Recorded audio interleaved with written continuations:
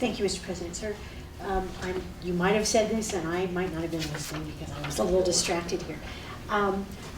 You interviewed all of the people, you came down to 4, and some of you had first place, second place, third place, and obviously fourth place.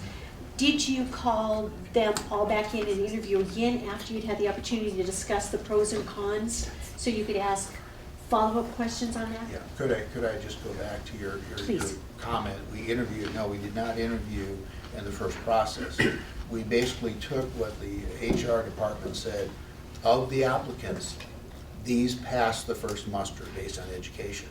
There was a committee, a subcommittee of 3, that looked at each of the applications along with the resumes and said, of those 8,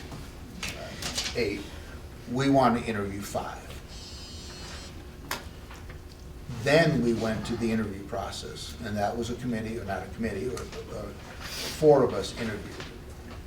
And as a result of that interview, we then presented the list, or sent the list. Thank you, and that was my question. I wondered if you had, after you interviewed those 5, and then you had an opportunity to discuss and questions, and you said that you asked questions of each other. At that point, I wondered if you had invited them all back in again to maybe have follow-up questions in order to winnow it down a little bit, since you had different opinions.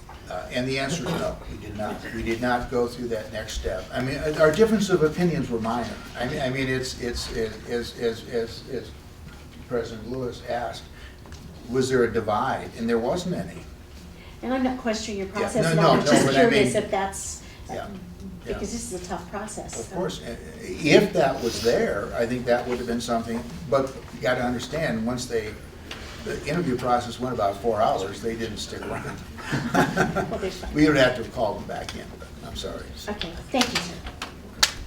Councilor Sanchez.